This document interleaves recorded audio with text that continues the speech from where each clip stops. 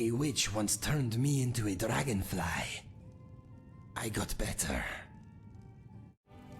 What is on your mind? That is quite a lengthy tale. Are you sure you want to hear it? It happened not long after I got my scars. I stopped off in Windhelm on my way to Riften. I arrived weary, bloody, and fragrant. All I wanted was a hot meal and a room for the night, but it was not to be. As soon as I entered the city, I felt the weight of distrustful eyes upon me. I was too tired to care. I made my way to Candlehearth Hall and tried to purchase a room. I was told in no uncertain terms that I was not welcome and that I should seek shelter elsewhere. While I was explaining that I had gold and would cause no trouble, I noticed 3 brawny men watching me with interest. I turned from the innkeep and faced the men. "You fellows see something strange?" I asked. "No, friend," replied the nearest. "We see a man who needs a bed and a bath, but we fear you won't find them here. If you have coin, maybe we can help you." I am not surprised she was wary. Maybe it was because I am Khajiit, but perhaps it was just my bloody face and weaponry she distrusted.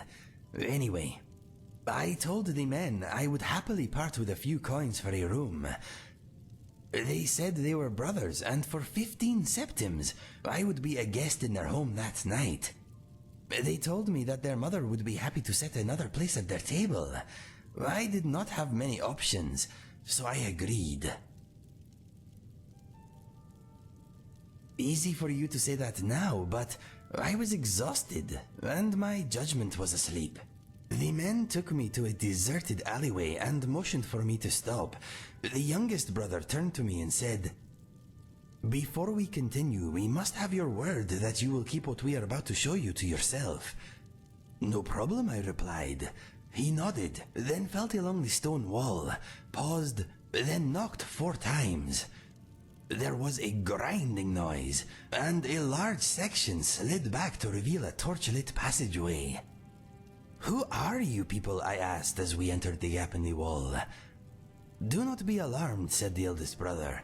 "Hot food and a warm bed are waiting up ahead." We pressed on, and the entrance closed behind us. It was relatively warm. Water dripped from the stony ceiling, and I could smell magic in the air. We soon came to a heavy wooden door. The youngest brother stepped forward and again knocked 4 times. I heard a key turn on the other side.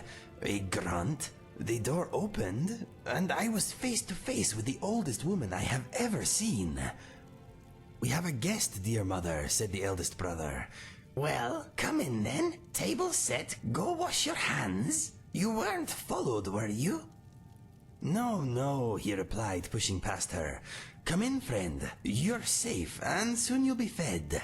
I stepped inside. I was in a huge stone room full of all manner of useless junk and trinkets. There were no windows, and it was very dim, but I could make out a row of beds against the far wall near a large open fire. The old woman looked up at me. "Got money?" She held out a gnarled hand. "Of course," I said, handing it over. "Thank you for letting me rest here. What is your name?" "Everyone just calls me Mother," she said. "You can do the same if you like. Makes no difference to me." She motioned for me to sit at a long table where the other men were already eating greedily. I sat and tucked in. There was soup and roast beef and vegetables, and I ate until I thought I was going to rupture. When we were done, I was taken to a corner sectioned off by hanging furs. Inside, there was a steaming bath.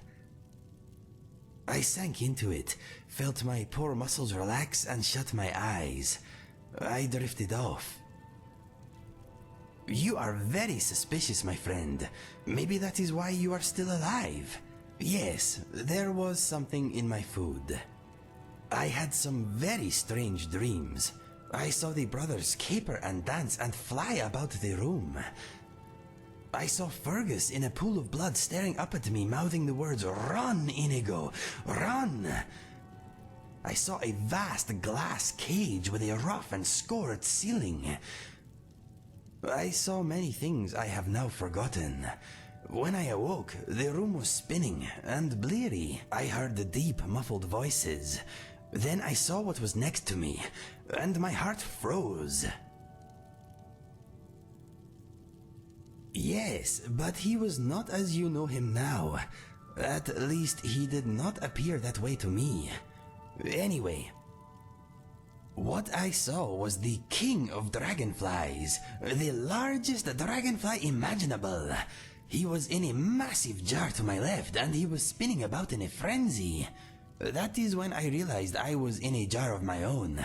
I tried to call out for help, but no words came. I looked down at my hands and saw that they were missing. I now seemed to have pincers. I leapt to my feet in horror and bounced off the inside of the jar. Suddenly, I realized I was flying. I know, it was not a happy moment. I tried to look for a bright side and found one. At least I was not a chicken. I buzzed about for a bit, trying to get used to my new wings. After a while, I had things under control. I realized that the handsome dragonfly in the jar next to mine was not so large after all. I had been made small, like him. I also saw that we were not alone. A number of other jars were in a row to my left, each holding an insect. There were butterflies and glow bugs, and moths too. My vision was blurred by the jar, but I could still make out 4 enormous figures at the far end of the now seemingly cavernous room. One of them pointed in my direction and laughed. The sound was booming and very scary. The individual approached, and I saw it was Mother. I heard a noise from my right, looked over, and saw that my dragonfly neighbor had fallen down dead with fright. Indeed, my sadness was soon overwhelmed by fear, I am sorry to say. I was trapped, and I had no idea what this witch wanted with me. Mother came right up to my jar and tapped an enormous grubby finger against the glass. Her toothless grin filled my view. She then picked up the dragonfly's jar, shook it, scowled, and slammed it back down. She grabbed another jar, this time from my left, removed the lid and plucked out the moth inside. It feebly flapped between her fingers. She held it up to my jar, then forced the poor creature into her mouth. I heard the body crunch between her gums. That is when I heard a voice inside my head. I never used to. But ever since I lost my brother, heard about the death of my parents, and became a dragonfly, my mind has been a bit crowded. Back then, I was surprised to hear a voice between my ears. It said, "Pay attention. Go still and she will not eat you."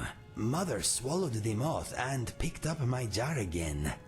I let myself go limp and lay motionless. I seemed to be missing my eyelids, so I was forced to watch as she first uncapped my jar, then reached inside. Her gigantic hand paused before it reached me, then withdrew. "Stay still," said the voice in my head. It was hard, but I managed. Mother held my jar up and studied me. She shook me, then studied me again. "Passed out," she said with a voice like an avalanche. "Scared him senseless." She put my jar down and turned away. "You'll have to get me more. I need to eat tonight." Another huge figure came into view. It was the eldest brother. "Mother," he said, "why do you have to frighten them so?"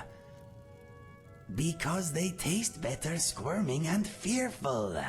You know that." Her son sighed, woke his brothers, and left. Yes, it is a recurring theme, but your identity would be confused too if it woke up as an insect. Mother turned and made for her bed. That is when I heard the dragonfly yell in my head. Your jar! Hit the wall of your jar! Mother had placed me on the shelf with the base of my jar hanging over the edge. I leapt towards the glass, flapping my wings as fast as I could. I bounced back, then hit it again and again. My jar toppled off the shelf and smashed on the stone floor. Yes, cried the dragonfly. Lay still, she's coming back. So there I lay, surrounded by shattered glass, as Mother approached us a second time.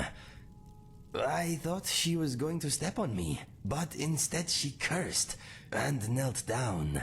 I heard her joints creak. I'll have to get you a new jar, or I could just eat you now. Not tasty, but tempting. I wanted to flap my wings. I wanted to fly and hide, but I did not. She picked me up. Her grimy face filled my view. She smiled and licked her lips. She opened her mouth. I thought so too, but as it turns out, he is quite the strategist. Anyway, as her mouth drew nearer, I started to flap my wings. I could not help it. I wanted to escape. Alas, she was too strong and I was too small.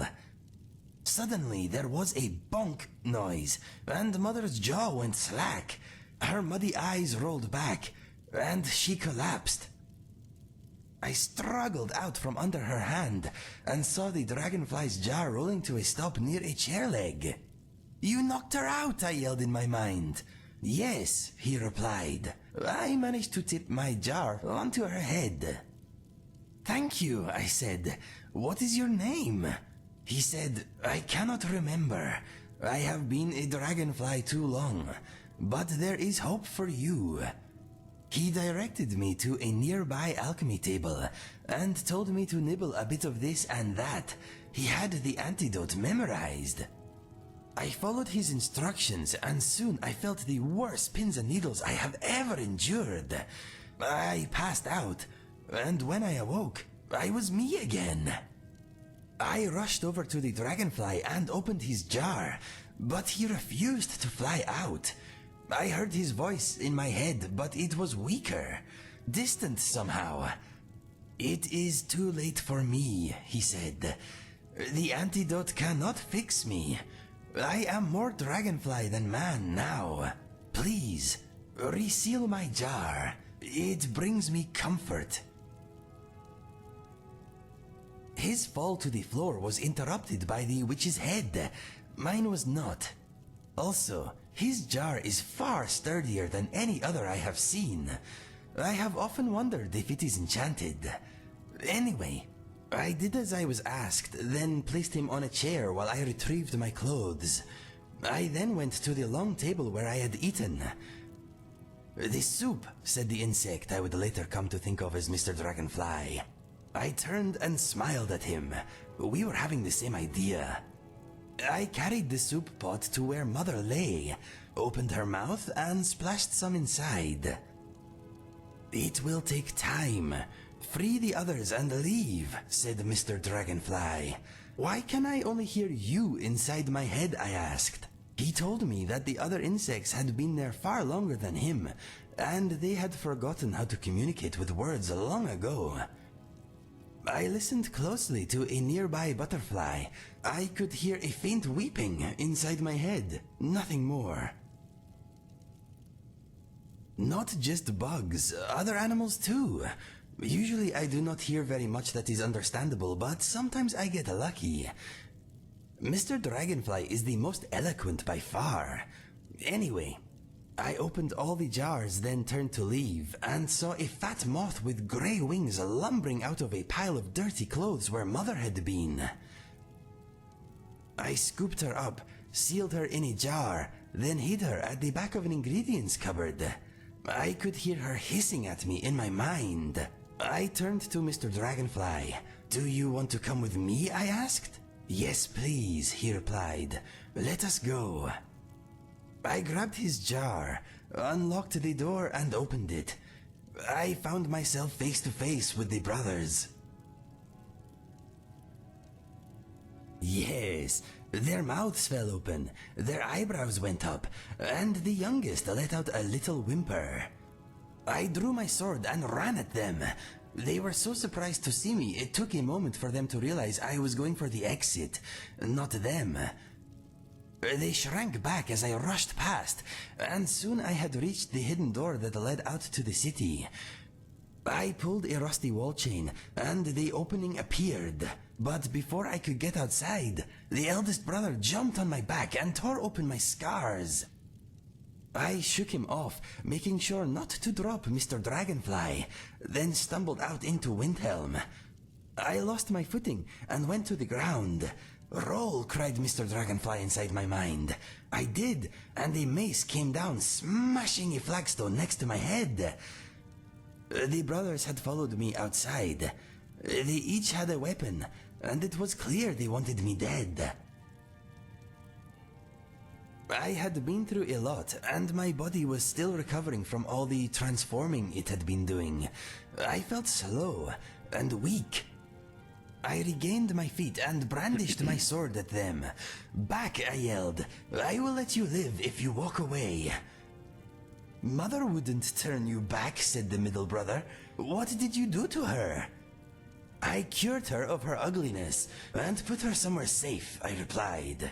Townsfolk stopped to see what was happening. We were attracting a crowd. I turned to the onlookers and said, "These men held me against my will. Call the guard." My words were met with stony avidity. Then someone threw a bottle at me. The eldest brother shouted, "This filthy Khajiit broke into our home. He was looking for skooma money, no doubt." The crowd was getting nasty, and as another bottle smashed near my feet, I saw two guards at the back of the group turn and walk away. "Run," said Mister Dragonfly inside my head. He did not have to tell me twice.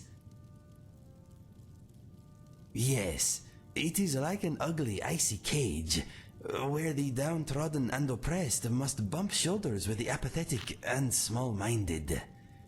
The youngest brother took a swipe at me with his sword. I leapt back, overturned the cart of cabbages, and fled. I sped past the graveyard into the marketplace and glanced behind me. I had lost most of the crowd, but the brothers were still on my tail. I rushed through the main gate, out onto the bridge. I was exhausted, but while my legs had been running, Mister Dragonfly's mind had come up with a plan. As the brothers stepped out of the gate, panting and furious, I walked out onto the ledge to the left before the first stone arch. I sheathed my sword and held out Mister Dragonfly's jar. "Do you know who this is?" I shouted. "I don't care, all those bugs look the same to me," replied the middle brother. "Stay there, you coward. You're a dead man." I waited until all three brothers stood near me at the edge. "Do you love your mother?" I asked. "Yes," sniffed the youngest. "Tell us where she is and we'll kill you quickly," said the eldest. "Here," I replied. Then I threw Mister Dragonfly off the bridge. Yes, I am very proud of him. I think he may have used up the last of his courage in that moment, though. The brothers all yelled, "No!" and threw themselves over the edge, trying in vain to catch the jar. If I had carried out the plan 30 feet along the wall, they may have survived, but the icy water they landed in was very shallow. There was quite a mess. For a second, I was worried about Mister Dragonfly, but then I spotted his jar bobbing in the bloody water. I made my way down to the river and retrieved him. He thanked me, and I asked him again if he wouldn't rather be released. "No," he said. "I will stay in my jar and in your company if that is okay. I have already forgotten my past life, and even the meanings of these words I am saying are beginning to fade." I told him he could stay with me for as long as he wished, then asked what I should call him. Mother scratched my initials on the lid of my jar, he said. I no longer know what they mean. They seem to say Mr. D, I replied. Do you mind if I call you Mr. Dragonfly? He said that was fine. He then said that I would no doubt lose the ability to hear him soon, but so far that has not been the case. Ever since my transformation, I have been able to randomly pick up his thoughts. I can also sometimes understand horses, fleas, and dogs too. Their thoughts are alien and often do not contain words as we know them, but I can usually decipher the overall gist. Mr. Dragonfly's fear about losing his words has also not come to pass. I think our little conversations are good for his mind. Anyway, that is how Mr. Dragonfly and I met. It was a long story. I hope I did not bore you. Good. Mr. Dragonfly and I are glad you liked it.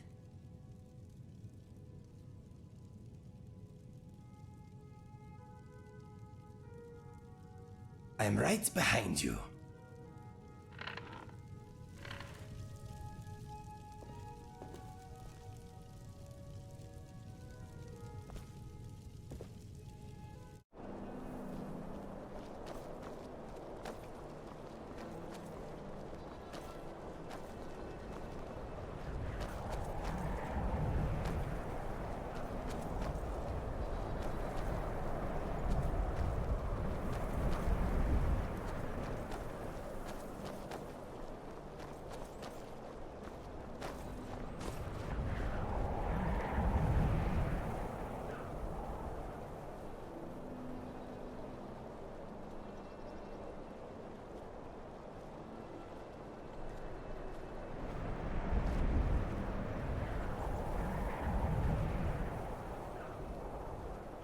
Yes, Mr. Dragonfly, this is where it happened.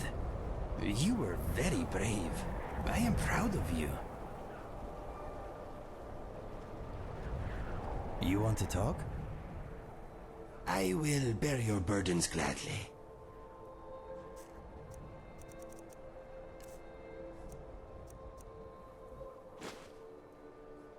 What's next?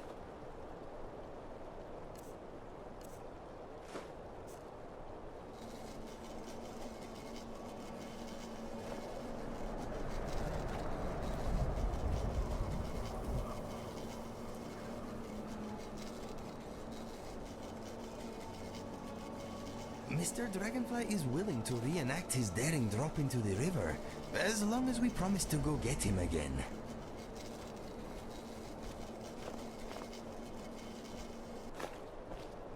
What can I do for you?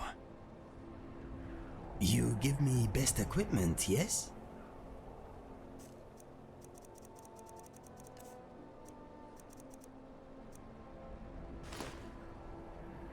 Okay, let us get back to it.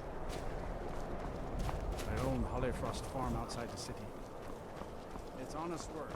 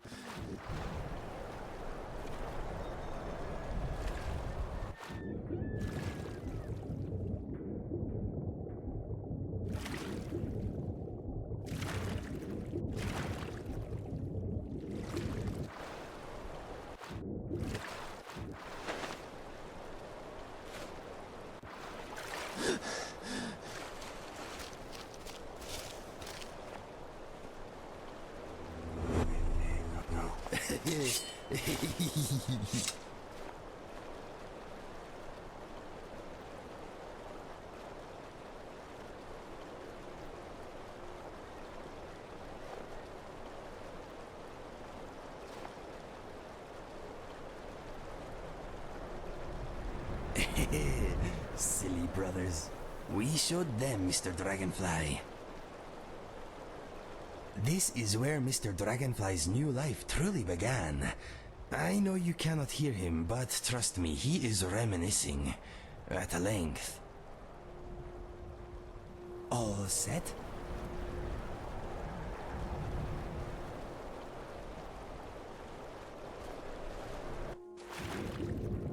Look at you, splashing about.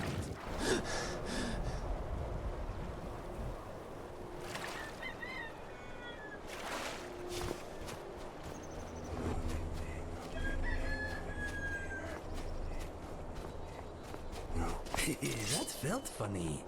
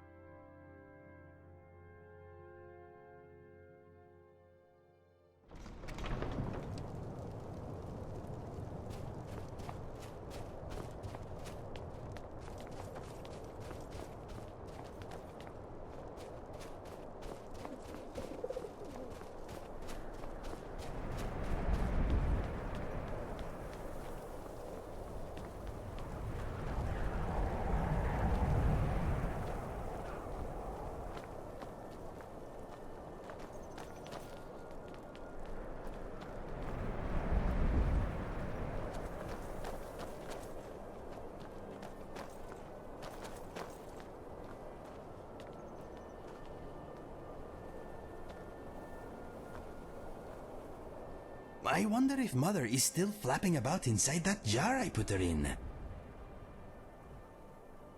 The secret opening to Mother's home is somewhere nearby, but with her in a jar, I fear it is lost forever. It is probably a good thing, to be honest.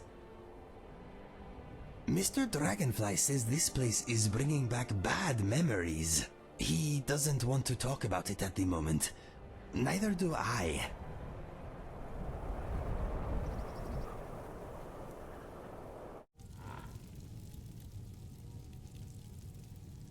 Yes, my friend.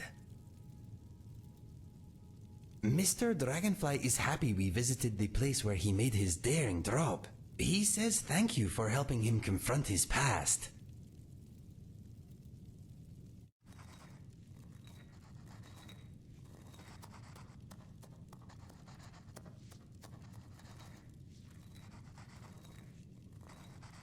Dear Diary, I told my friend how Mr. Dragonfly and I met.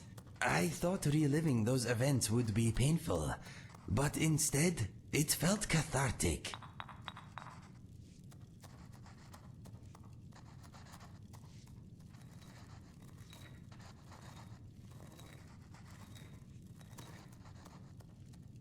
Dear Diary, we took Mr. Dragonfly to the place where the brothers who captured us died. I think he is getting a little braver every day.